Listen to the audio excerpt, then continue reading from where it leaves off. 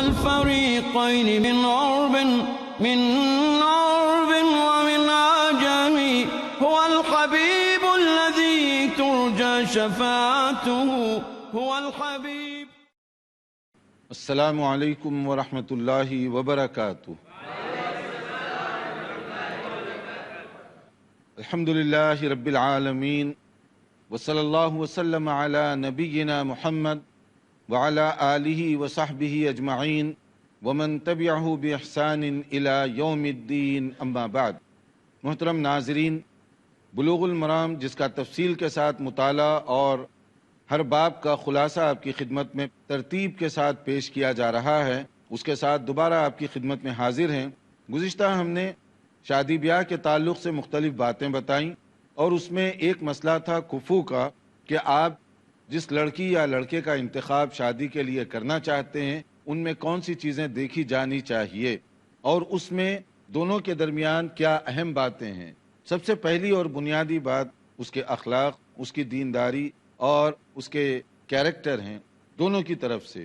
پھر اس کے بعد اخلاق دینداری کے ساتھ اگر آپ دوسری چیزیں بھی چیک کریں تو اس سے رکاوٹ نہیں ہے. اسلام منع نہیں کرتا کہ مثلا ایک لڑکی ہے یا ایک لڑکا ہے جو اخلاق، سیرت و کردار میں بہت اچھا ہے لیکن دیکھنے میں کوئی خوبصورت نہیں ہے، اس کے مقابلے میں دوسرا لڑکا جو دیکھنے میں مناسب لگتا ہو، اگر آپ وہ رشتہ پسند کرتے ہیں، اس میں شرعی لحاظ سے کوئی ممانعت نہیں ہے، کوئی حرج کی بات نہیں ہے، کیونکہ آپ دین کو پہلی بنیاد کے طور پہ رکھے ہوئے ہیں، پلس دوسری چیزیں وہ دیکھ رہے ہیں تو کوئی غلط بات نہیں.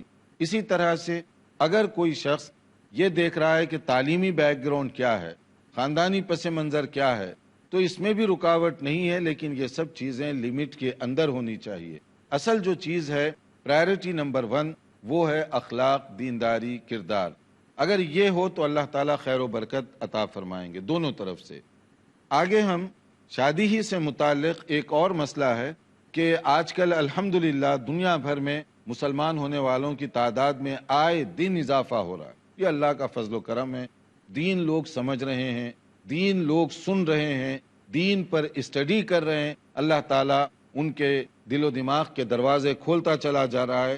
مختلف رکاوٹوں کے باوجود، مختلف پرابلمز کے باوجود، غلط فہمیاں، پروپیگنڈا، یہ سب چیزوں کے باوجود روئے زمین پر سب سے زیادہ پھیلنے والی دعوت یہ دعوت اسلامی ہے. الحمدللہ مشرق اور مغرب میں ہر جگہ اس کا مشاہدہ کیا جا سکتا ہے. ایسی صورت میں کچھ مسائل پیدا ہو سکتے ہیں، اور اگر آپ حدیث رسول صلی اللہ علیہ وسلم کا گہرائی سے مطالعہ کریں تو آپ کو معلوم ہوگا کہ رسول اکرم صلی اللہ علیہ وسلم نے گویا یہ باتیں 1400 سال پہلے نہیں بلکہ آج کے دور اور ان کے مسائل کو سامنے رکھتے ہوئے کہی ہیں. یہ ہے بیوٹی کہ نبی کریم صلی اللہ علیہ وسلم کو اللہ نے رحمت للعالمین بنا کر بھیجا، خاتم النبیین بنا کر بھیجا. آپ کے بعد کوئی نبی نہیں آئے گا تو آپ کے بعد کوئی شریعت نہیں آ سکتی. تو آپ کی شریعت کو اللہ نے اتنا مکمل بنایا، ہر زمانے میں وہ قابل قبول، اور اس کے اندر ہر زمانے میں لوگوں کی رہنمائی کے تمام اصول موجود ہیں. جیسے اب جو نو مسلم حضرات ہیں، ابھی کوئی آدمی مسلمان ہوتا ہے، کچھ ایسے مسائل اس کے ساتھ پیدا ہو سکتے ہیں. جیسے ایک موقع ایسے تھا، نبی صلی اللہ علیہ وسلم کے پاس ایک صحابی آئے، نئے مسلمان ہوئے تھے، یعنی جس کو ہم کہتے ہیں کنورٹ ہوئے تھے یا نیو مسلم، جو بھی آپ نام اس کا رکھ لیں. اب نئے مسلمان ہونے کے بعد ایک مسئلہ درپیش ہوا، وہ یہ تھا کہ ان کی زمانے جاہلیت کے رسم کے مطابق 2 سگی بہنوں سے شادی ہوئی تھی. بیک وقت وہ 2 بیویوں کے شوہر تھے، مگر وہ 2 بیویاں آپس میں بہنیں تھیں. اب مسئلہ یہ بن گیا کہ جب مسلمان ہوئے تو کیا وہ 2 بیویوں کو اپنے ساتھ رکھ سکتے ہیں؟ شرعی طور پر 2 بہنوں کی بیک وقت شادی نہیں کی جا سکتی. تو اب وہ کیا کریں جن کی آلریڈی شادی ہو چکی ہے اور ان کے ساتھ ان کی زندگی گزر رہی ہے؟ تو نبی کریم صلی اللہ علیہ وسلم نے ان کے لیے جو فرمایا وہ یہ ہے کہ طلق ایتہما شئت، کہ تم ان میں سے ایک کو، جس کو پسند کرو، جس کو چاہو، ایک کو طلاق دے دو. چاہے پہلی کو طلاق دو، دوسری کو دو، لیکن ایک کو چھوڑنا پڑے گا. تو اس سے مسئلہ یہ معلوم ہوا کہ اگر کوئی ایسا مسلمان ہو رہا ہے شخص جو اس طرح کی کوئی پرابلم میں ہے، جیسے بعض کلچر میں ماموں اور بھانجی کے درمیان شادی ہو سکتی ہے، اسلام میں یہ نہیں ہو سکتا کیونکہ یہ محترم رشتہ ہے اور یہ نہیں ہو سکتا۔ اگر اس طرح کی کوئی شادی ہو جو اسلامی نقطۂ نظر سے ناجائز ہو تو وہ شادی برقرار نہیں رکھی جا سکتی، اس کو ختم کرنا ہوگا۔ اب اس کو ختم کرنے کے لیے جیسے ہی وہ مسلمان ہوگا، اگر کوئی ایسا رشتہ ہے جیسے ماموں بھانجی کا رشتہ یا چچا اور بھتیجی کا رشتہ، یہ وہ رشتے ہیں جن کے ساتھ شادی نہیں ہو سکتی، لیکن اگر ان کی اپنے مذہب کے اعتبار سے یا اپنے طور طریقے کے اعتبار سے ہو گئی اور بعد میں وہ مسلمان ہوئے تو ان کو وہ چھوڑنا پڑے گا۔ اس کی دلیل یہ ہے کہ دو بہنیں تھیں ایک ہی آدمی کے نکاح میں، نبی صلی اللہ علیہ وسلم نے کہا کہ ایک کو چھوڑ دو۔ ایسے ہی ایک اور کیس پیش ہوا، اور وہ کیس کیا تھا؟ وہ کیس تھا ایک صحابی جو نئے نئے مسلمان ہوئے، ابھی ان کی 10 عورتوں سے شادی ہوئی تھی۔ اب تو لوگ 4 بیویوں کے بارے میں ڈسکس کرتے ہیں، عرب کلچر میں تو 10 بھی ہوتے تھے، زیادہ بھی ہوتے تھے۔ تو وہاں پر ان کی 10 شادیاں تھیں بیک وقت۔ اب جب اسلام قبول کیے تو اب ان کے لیے بھی یہ مسئلہ ہوا کہ اب کیا کیا جائے، تو نبی کریم صلی اللہ علیہ وسلم کی خدمت میں حاضر ہوئے۔ تو نبی صلی اللہ علیہ وسلم نے ان کے لیے جو فیصلہ فرمایا، آپ نے یہی کہا فَأَمَرَهُمْ نبی صلی اللہ علیہ وسلم أَن يَتَخَيَّرَ مِنْهُنَّ أَرْبَعًا، آپ نے فرمایا کہ ان میں سے 4 کو رکھ سکتے ہیں، 4 سے زیادہ کی گنجائش نہیں ہے، باقی 6 کو چھوڑنا پڑے گا۔ تو اس کا معنی کیا ہوا؟ اگر اسلام سے پہلے کسی نے حرام رشتہ طے کیا تھا، جیسے میں نے بتایا ماموں بھانجی اور چچا بھتیجی وغیرہ وغیرہ، ایک اس طرح کا رشتہ اسلام اس کی اجازت نہیں دیتا، یا 2 بہنوں کو بیک وقت ایک آدمی شادی میں رکھے، جیسے ابھی بھی بعض تہذیبوں میں، بعض کلچر میں یہ موجود ہے، یہاں پر بھی موجود ہے، بعض دوسرے علاقوں میں بھی موجود ہے۔ ایسے لوگ کرتے ہیں کہ 2 بہنوں سے بیک وقت شادی کر لیتے ہیں، وہ تو شرعی طور پر جائز نہیں ہے۔ تو ایسا آدمی جب مسلمان ہوگا تو اس کو یہی چوائس دی جائے گی کہ آپ ان میں ایک کو رکھیں، ایک کو چھوڑ دیں۔ اگر کوئی 4 سے زیادہ بیویوں کو رکھا ہوا ہے، اس کو بھی یہی کہا جائے گا سنت کے مطابق کہ آپ صرف 4 کو رکھ سکتے ہیں اور اس کے آگے جو ہیں ان کو چھوڑنا پڑے گا۔ تو یہ نہیں کہہ سکتے کہ چونکہ پہلے شادی ہوئی چلنے دو کام، ایسا نہیں ہوگا، بلکہ ان کو چھوڑنا پڑے گا، کیونکہ اسلام میں جو میکسیمم کی لیمٹ ہے وہ صرف 4 کی ہے۔ یہاں یہ بھی بات ہم بتا دیں، اسلام میں یہ 4 کی میکسیمم لیمٹ ہے، زیادہ سے زیادہ، کم سے کم کی نہیں ہے کہ زیادہ سے زیادہ آپ 4 کر سکتے ہیں۔ اس کے اپنے شرائط ہیں، اس کی اپنی تعلیمات ہیں، اس کا اپنا ایک پورا پروسیجر ہے۔ یہ نہیں ہے کہ بعض لوگ جیسے انٹرٹینمنٹ کے طور پر 4 کر لیتے ہیں، ان کی نہ رسپانسبلٹی، نہ ڈیوٹی اور نہ اس کی جو ذمہ داریاں ہیں اس کو وہ سمجھتے ہیں۔ نتیجہ یہ ہوتا ہے کہ وہ ایک بیوی جس کے ساتھ وہ رہتے ہیں، باقی 3 کو جسٹ وہ حسب ضرورت استعمال کرتے ہیں۔ ان کے لیے ایک شوہر کو جو چیزیں پرووائڈ کرنی چاہیے وہ پرووائڈ نہیں کرتے۔ اور بعض اوقات تو یہ دیکھا گیا، خاص طور پر یورپی ممالک کے اندر، کیونکہ پولیگیمی کے بارے میں وہاں پر تعدد ازدواج کا جو مسئلہ ہے وہ ایک سیریس ایشو ہے۔ اس کے لیے لوگ مختلف طرح سے دھوکہ بازی بھی کرتے ہیں، جھوٹ بھی بولتے ہیں۔ قانونی طور پر یہ چیزیں الگ حیثیت رکھتی ہیں، مگر میں جو پیغام دینا چاہتا ہوں کہ آپ دوسری شادی کرنے سے پہلے ساری چیزوں کو اچھی طرح سے سوچ لیں کہ آپ اگر اس کو بطور بیوی کے رکھنا چاہتے ہیں، اس کے حقوق بھی دینا ہوگا، اس کی ذمہ داری بھی نبھانی ہوگی، عدل و انصاف سے کام بھی لینا ہوگا۔ یہ نہیں ہے کہ آپ شادی کے طور پر تو کر لیں، لیکن کہیں آپ شو نہیں کرتے، کہیں ذکر تک نہیں کرتے کہ یہ بھی میری بیوی ہے، اور نہ اس کو حقوق دینے کے لیے تیار ہیں، بلکہ کہتے ہیں کہ جاؤ تم جو ہے نا سنگل پیرنٹ کے طور پر وہاں سے جتنا بینیفٹ لے سکتے ہیں۔ سنگل پیرنٹ کا مطلب ہوتا ہے کہ صرف اکیلے باپ یا اکیلی ماں، ایک عجیب اصطلاح ہے، مطلب ہے کہ شوہر نہیں ہے۔ تو اب اس کے طور پر آپ کو جو حکومتی بینیفٹ ملتے ہیں وہ وہاں سے لیا کریں، اور آپ ایسے ہی رہیں گھر کے اندر جیسے آپ کی شادی نہیں ہوئی، آپ کے ساتھ کسی کا تعلق نہیں ہے، اور باقی رہا ہم آپس میں ویسے میاں بیوی بن کر رہتے ہیں۔ تو یہ ان چیزوں کی وجہ سے بعض جگہ پر بڑے سیریس مسائل بھی پیدا ہوئے کہ اس کی حق تلفی ہو رہی ہے، بچوں کی حق تلفی ہو رہی ہے، کہ بچوں کو آپ انٹروڈیوس نہیں کروا سکتے کہ یہ میرے بچے ہیں، یہ میری بیوی ہے۔ تو مطلب یہ ہے کہ کئی قسم کی برائیاں پھر جنم لیتی ہیں۔ اس لیے جو کرنا چاہتا ہے، شریعت یہ نہیں کہتی کہ آپ لازماً 2 کریں یا لازماً 3 کریں۔ شریعت یہ کہتی ہے کہ اگر آپ چاہو تو کر سکتے ہو، لیکن اس سے پہلے آپ اس کی جو ریکوائرمنٹس ہیں، ضروریات ہیں اس کو اچھی طرح سے معلوم کر لیں، پھر سوچیں کہ میں اس پر انصاف کے تقاضوں پر پورا اتر سکتا ہوں، پھر ٹھیک ہے، اور اگر نہیں اتر سکتے تو پھر ایک ہی کافی ہے۔ دیکھتے رہیے پروگرام، ہم مختصر وقفے کے بعد دوبارہ حاضر ہوں گے انشاءاللہ۔ محمد سید النین والثقلین۔ ناظرین، وقفے سے پہلے ہم بتا رہے تھے کہ اگر کوئی شخص اسلام میں داخل ہو تو اس کو شادی بیاہ وغیرہ کے جو کبھی الجھنیں پیش آ سکتی ہیں، شریعت نے اس کا بھی حل بتایا ہے۔ اگر کوئی ایسے میاں بیوی اور ایسا جوڑا ہے جو مناسب طریقے سے وہ پہلے سے شادی کی ہوئی تھی، اسلام قبول کرنے کے بعد دوبارہ شادی کرنے کی ضرورت نہیں ہے ان کو، وہ اسی طرح سے رہ سکتے ہیں بطور میاں بیوی کے، کیونکہ اسلام سے پہلے ان کی اپنے مذہب یا اپنے طریقے کے مطابق شادی ہوئی تھی۔ کیونکہ بہت سارے صحابہ جو مسلمان ہوئے ان کو یہ نہیں کہا گیا کہ تمہاری شادی زمانے جاہلیت کے طریقے کے مطابق ہوئی تھی لہٰذا مسلمان ہونے کے بعد دوبارہ تجدید نکاح کرو، ایسے نہیں کہا گیا۔ ہاں، اگر کوئی شادی کے بغیر غلط طریقے سے رہ رہا ہو پھر اس کو شادی کرنے کی ضرورت ہوگی۔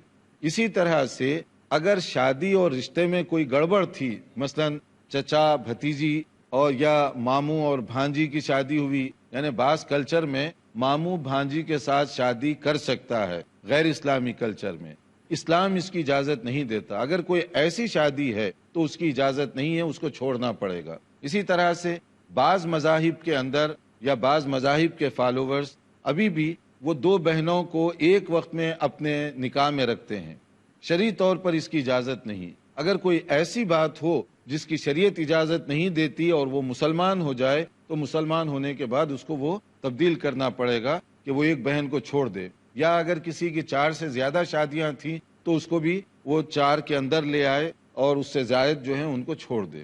ایک اور مسئلہ ہے کہ اگر کوئی شخص مسلمان ہوتا ہے اور چند دنوں کے بعد اس کی بیوی مسلمان ہوتی ہے تو چونکہ تھوڑا سا فاصلہ آ گیا تو کیا کریں گے؟ وہ دوبارہ نکاح کریں گے یا اسی پہلے نکاح پر وہ جاری رہ سکتے ہیں؟ تو سمپل اس کا جواب یہ ہے کہ اگر بہت زیادہ گیپ نہ ہوا ہو تو اسی نکاح میں وہ باقی رہ سکتے ہیں۔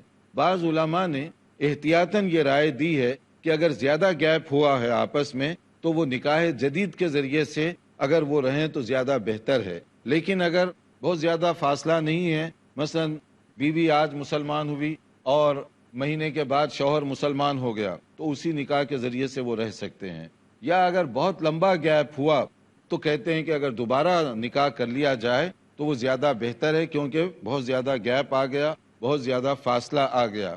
لیکن پھر بھی بہت سارے علماء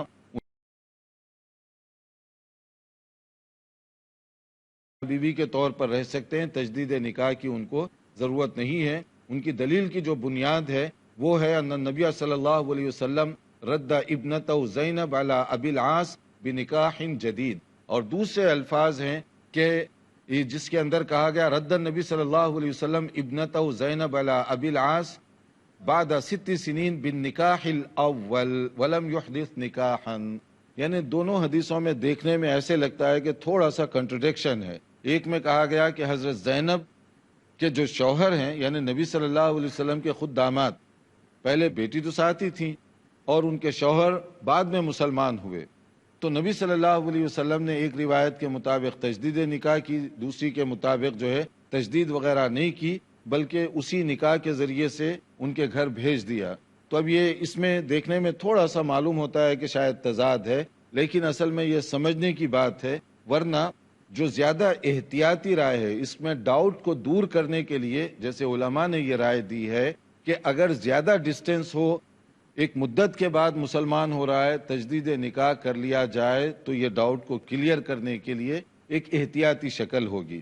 اور اگر فوری میاں بیوی مسلمان ہوں، ایک کے بعد دیگرے ہوں، ساتھ ایک ہی نشست میں ہوں، پھر تو یہ کوئی ڈاؤٹ کی بات نہیں ہے، وہ اسی نکاح کے ذریعے سے ہو سکتا ہے۔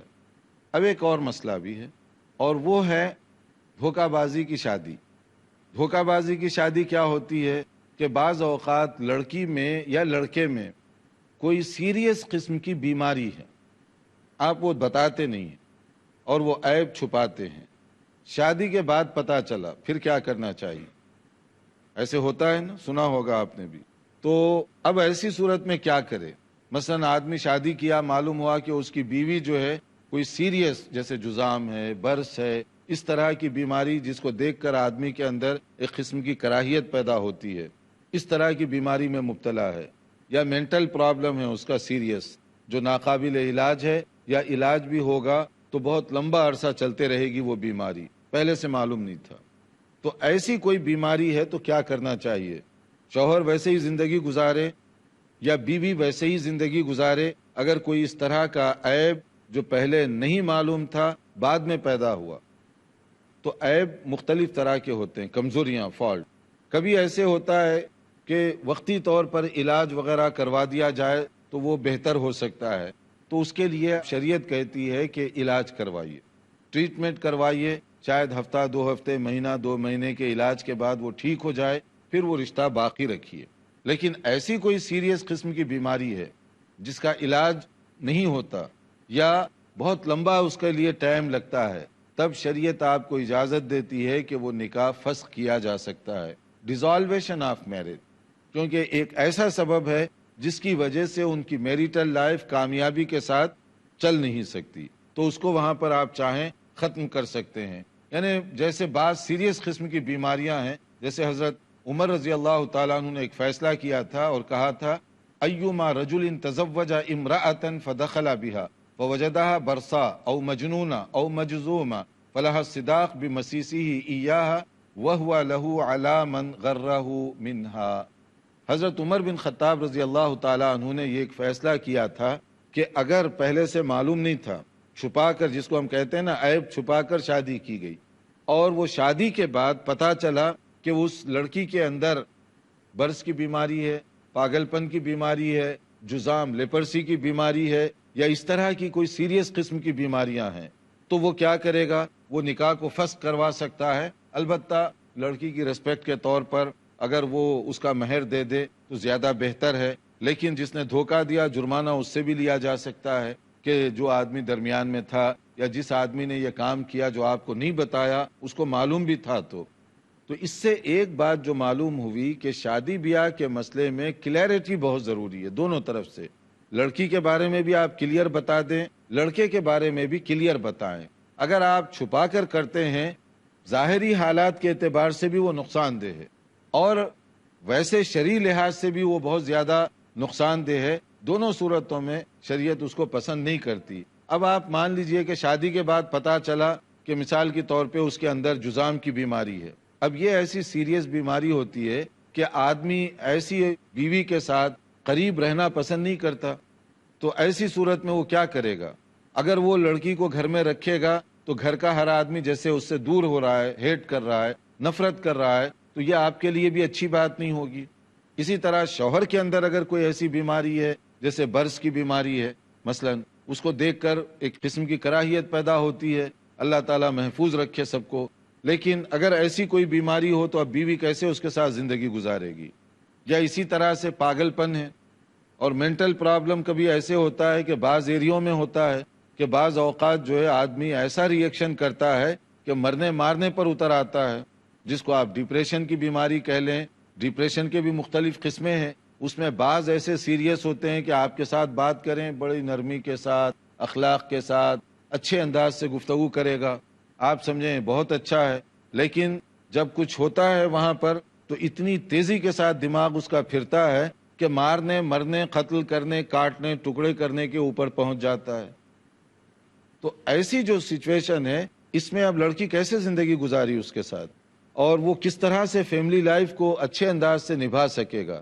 تو اس طرح کی اگر کوئی بیماری ہے تو اگر چاہے تو اس عیب کی بنیاد پر شادی کو ختم کیا جا سکتا ہے۔ یہ ایک ایسا عیب ہے جس کو شریعت ریکگنائز کرتی ہے اور یہ دھوکہ ہے، اس لیے ہم گزارش کریں گے دنیا بھر کے معززین سے، ہمارے معزز بھائیوں اور بہنوں سے، کہ شادی کا رشتہ ایک مقدس رشتہ ہے، اس کا تقدس برقرار رکھنے کے لیے عیب اور اس طرح کی چیزوں کو چھپانا عقل مندی نہیں ہے، دانائی کے خلاف ہے، اور یہ چیزیں لانگ ٹرم چلنے والی نہیں ہے، الا ہے کہ لڑکی یا لڑکا کوئی بہت مجبور بیک گراؤنڈ سے تعلق رکھتا ہو، تب تو شاید وہ جس طرح بھی چاہے زندگی گزارے، یا بعض لوگ ایسی زندگی سے موت کو ترجیح دینے لگ جاتے ہیں۔ باہر والوں کو صحیح اندازہ نہیں ہوتا، وہ بیوی کو جب معلوم ہوتا ہے کہ شوہر اس کے ساتھ کس طرح کا ہے اور اسی طرح سے باہر والوں کو اندازہ نہیں ہوتا، شوہر کو معلوم ہے کہ بیوی کس طرح کی ہے، یعنی اس کو ایسی سیریس اگر بیماریاں ہیں تو ایسی صورت میں نکاح کو فسخ کیا جا سکتا ہے۔ تو ہمارا چونکہ وقت ہو رہا ہے، ہم چاہیں گے کہ اگر اس مسئلے میں کسی کا کوئی سوال ہے تو پہلے آپ کر لیجئے، تاکہ جو ہے آئندہ جو چیپٹر ہے اس کو ہم شروع کر سکیں۔ آپ کچھ پوچھنا چاہتے ہیں؟ ماشاء اللہ۔ السلام علیکم شیخ۔ وعلیکم السلام۔ آج کل جو نکاح ہوتے ہیں، اہل حدیث کا نکاح الگ ہو رہا ہے، جو سنی لوگ کا جو الگ ہو رہا ہے نکاح، جو کیسا نکاح ہونا چاہیے؟ ہاں، نکاح جو ہو رہے ہیں وہ الگ الگ ہو رہے ہیں۔ تو اصل میں دیکھیے، نکاح کے بارے میں ہم اس سے پہلے بتا چکے ہیں، نکاح کی کچھ بنیادی شرائط ہیں، وہ ہو گیا تو نکاح ہو گیا۔ مثلا ایجاب و قبول، گواہوں کی موجودگی اور ولی کی اجازت، اگر یہ ہو گیا تو سمجھ لیجئے کہ نکاح ہو گیا۔